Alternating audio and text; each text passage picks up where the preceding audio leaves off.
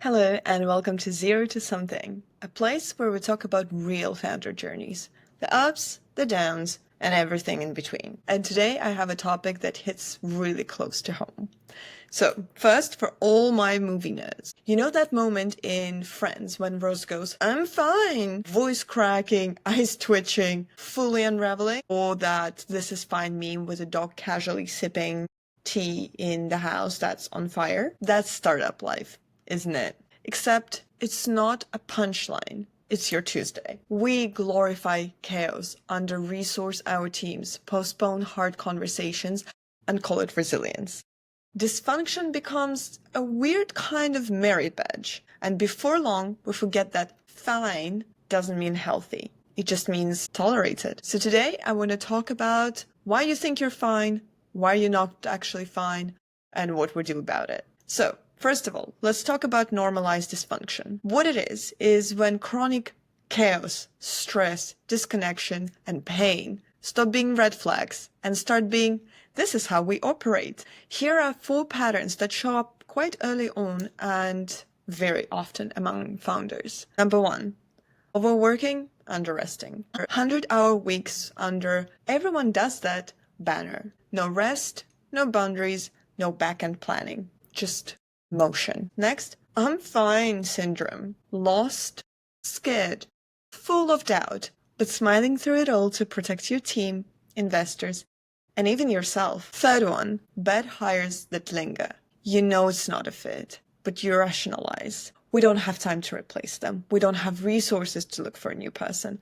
Or maybe it's just me who is not the right manager for this person. We all know that. You're probably thinking of somebody very specific in your company. Or if not, congrats! You did some great hiring. Next one is missed conversations. You avoid feedback and postpone retros and skip honest check-ins with your team or yourself until dysfunction becomes the norm. Now let's talk about dysfunctions that are very specific to each stage. So we start with idea, complete overwork, isolation, internalized pressure. When it comes to MVP or early team stage, the most common dysfunctions are blurred roles, unspoken resentments, and bad hiring decisions. When we talk about pre-product market fit stage, the dysfunctions that show up most commonly is constant pivoting without reflection and no system for feedback. When your team reaches about 10 to 50 people, we're in the scaling stage, and then it's decision bottlenecks and founder avoidance and team burnouts. Then when you're in the growth stage with about 50 plus people, it's isolated teams, chaotic onboarding, and unmanaged cultural drift. And finally, when you're in the post-raise or like Series A plus stage, then come different struggles like overpromising, investor appeasement, and polishing instead of fixing. Of course, I am a founder and I'm a person and I have flaws just like anybody else. So here's my short story with the dysfunctions that I've had. And I'm sure I've had many other ones. But to be honest, when preparing for this episode, I couldn't really think of anything else. Not because there are none, but probably because I avoid naming them as dysfunctions. So I actually am going into much more thinking and evaluating and analysis after I'm done filming here for you. So my personal story was at the very beginning of my startup when I was working 2 jobs, well, which I still do, but back then when I was working 2 jobs, one that pays the bills and my startup as well. And I still do that, but just in a much more balanced way. So eventually entered the phase where I worked 16 to 18 to sometimes 20-hour days. And that felt absolutely normal to me. I remember sitting in front of my laptop and thinking, can I skip eating tonight? Not because I was too busy, but because I was too used to overworking to even notice I was hungry. I told myself, this is what bootstrapped life looks like. That is normal, that it was fine, that I could push through. But in hindsight, what I had normalized was physical depletion, emotional numbness, and the absence of support systems. It wasn't resilience. It was dysfunction with a motivational quote slapped on top.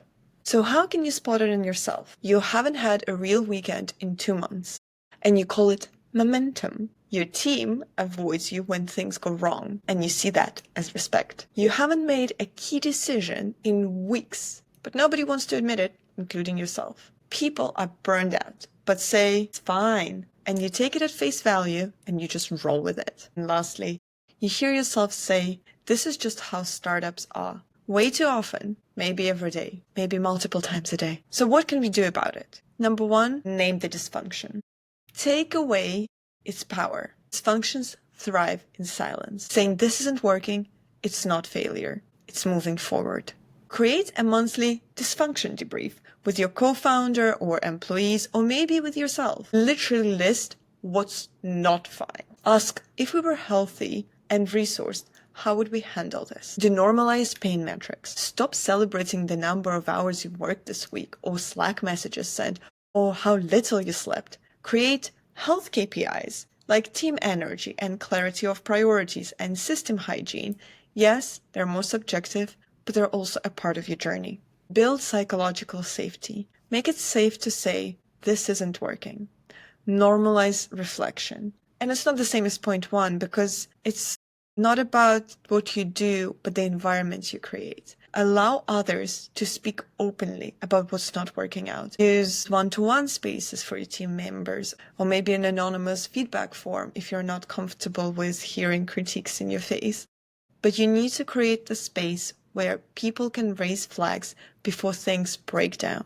And finally, reframe. It always has to be there, somewhere on the list. Real resilience isn't about pretending you're fine.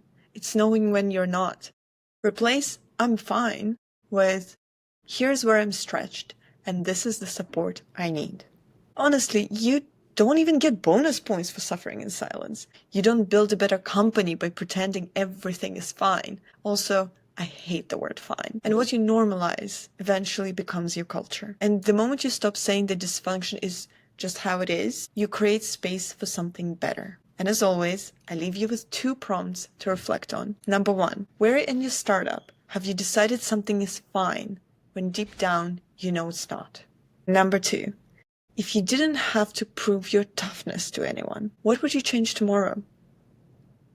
Thank you for tuning in today. Like and subscribe, and I'll see you again next episode.